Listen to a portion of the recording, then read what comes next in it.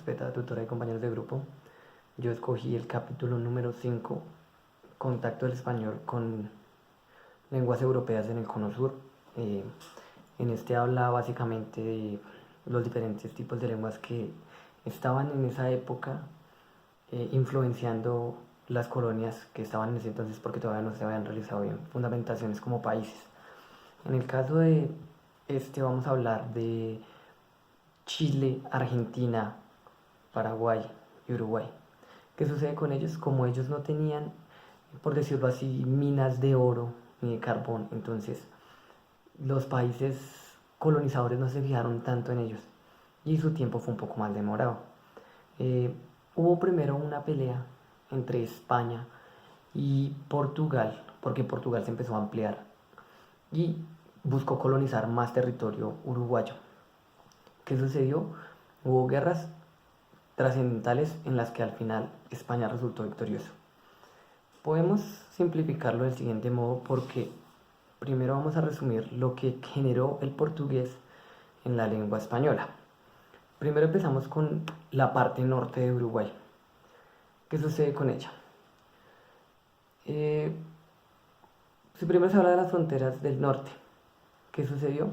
La influencia del portugués al estar situado con Brasil generó que este se volviera un idioma casi central o como el principal primer idioma hablado en las tribus y en las primeras colonias que hubieron. En el caso de Uruguay, sus fronteras fueron Artigas, Rivera y Cerro Largo. ¿Qué sucedió con ellos? Ellos adoptaron más el portugués a su hablado, pero aún así hubo una ley del gobierno uruguayo que normativizó que solo se hablara una lengua y esta fuera el español castellano. ¿Qué sucedió con esto? El portugués fue abatido lentamente y fue sacado de su contexto literario y de su habla.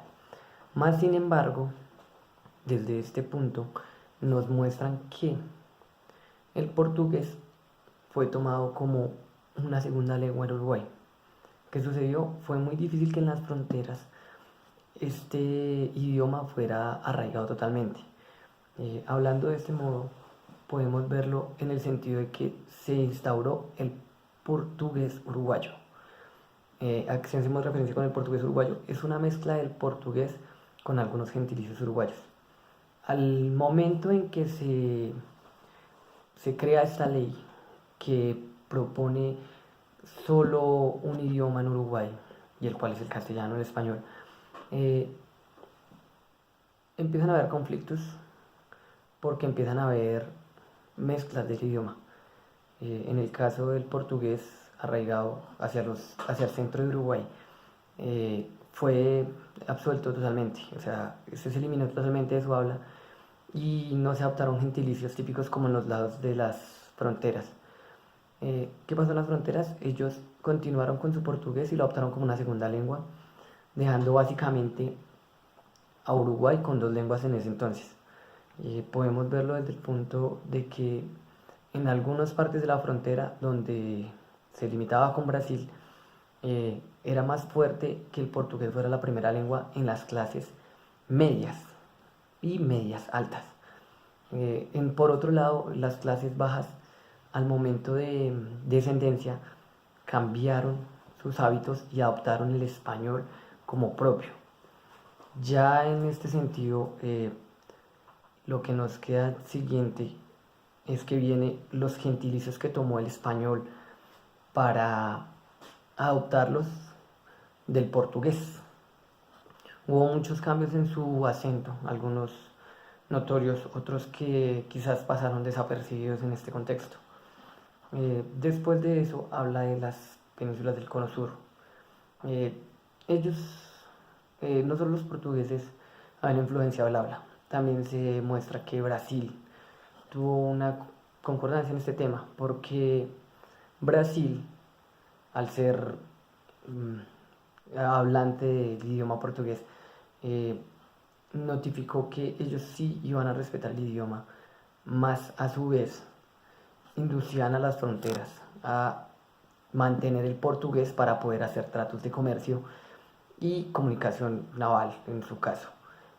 Después de eso, el portugués ya totalmente disuelto de las colonias uruguayas, adoptó ese básico nombre que se llamó portugués uruguayo y quedó denominado como tal, como una segunda lengua en Uruguay, y que a medida de estos tiempos ya es muy poco lo que se sostiene su segunda lengua, porque básicamente se arraigó totalmente el español o el castellano como una sola lengua. Después de eso nos habla de que en el cono sur, en las penínsulas del cono sur, el idioma portugués fue adoptado por las clases bajas. Ellos adoptaron este idioma al no poder, al no poder, al momento en que el gobierno instaura su ley de profundizar solo una lengua en el país. Algunos lugares no se vieron beneficiados tanto por eso, ya que la llegada de la televisión por parte de Brasil influenció mucho en el habla portuguesa en esas ciertas zonas del cono sur.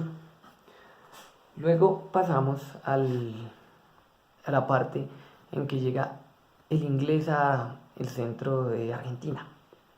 ¿Qué sucede con ellos? El inglés fue básicamente su base económica, una de sus bases económicas. ¿Por qué? Porque el inglés, al ser de la colonia británica, controlaba toda la economía de Buenos Aires.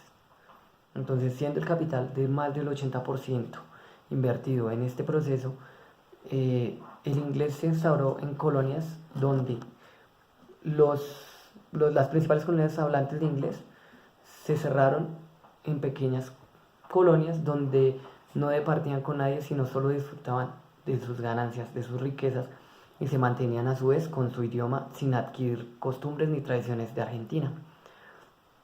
Después de la Segunda Guerra Mundial viene un cambio que repercute mucho en el cambio del idioma, porque las colonias, al verse afectadas por la gran crisis que sufren después de la Segunda Guerra Mundial, empiezan a instaurar un poco sus costumbres y su habla, de modo que ya se empezaron a ver, por decirlo así, mestizos o varias conexiones mestizas entre miembros de parte de las colonias inglesas y argentinas. De cierto modo se mantiene en algunos lugares la costumbre de que se arraigó como primera lengua el español y se adapta como una segunda lengua opcional para negocios o para tratados el inglés. En este caso, Buenos Aires lo mantiene con los colegios bilingües. Podemos decirlo que al final se dejó el inglés como una lengua de negocios, básicamente, o para tratados. Luego nos habla del alemán y el danés en Argentina.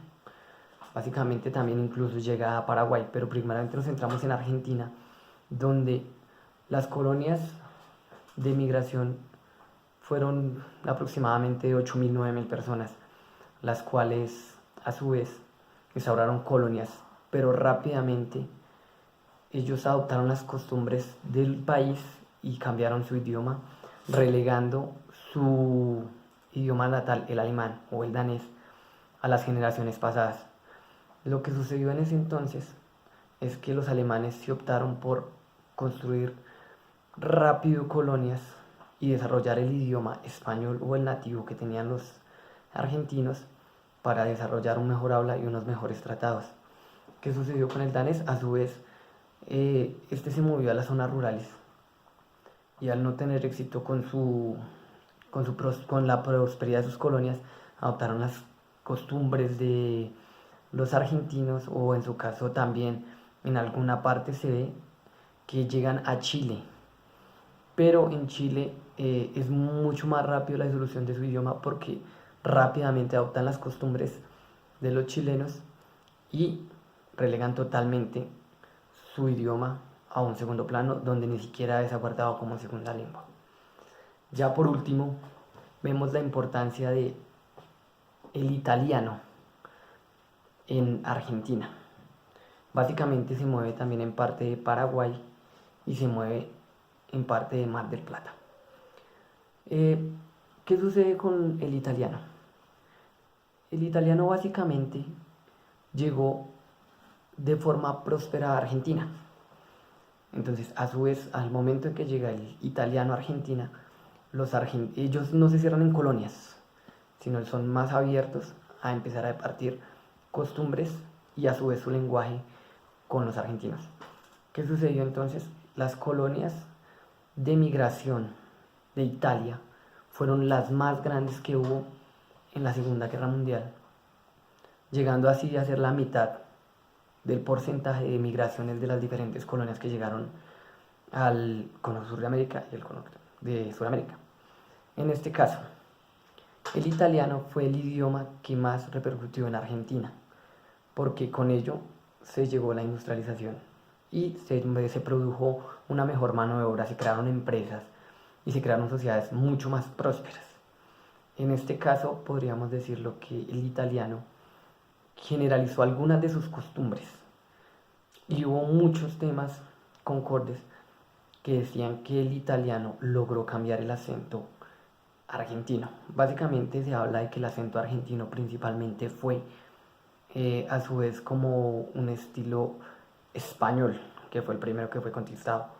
Entonces, con la llegada de los italianos, su acento cambia drásticamente de un acento español, se va mezclando un acento italiano, lo cual los deja en un lugar más relegado, más refinado, dice la historia, que a su vez esto generó lo que se conoce como el acento argentino y a su vez dictaminó la fuerza con la que llegó Italia a Argentina. Básicamente las conclusiones nos muestran que Argentina, Uruguay, Paraguay y en su debido caso Chile en algunas participaciones sufrieron la invasión o la incursión en sus territorios de diferentes campañas colonizadoras, como fue la británica, la española y la inglesa. Por parte de los alemanes se vio fue más una migración. En el caso de los italianos fue igualmente una migración.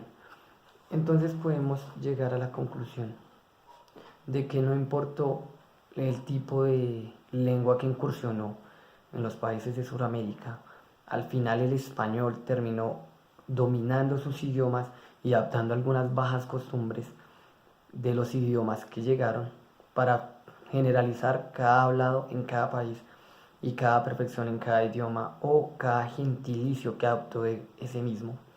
Y a su vez se definió cada lenguaje como se conoce prósperamente hoy.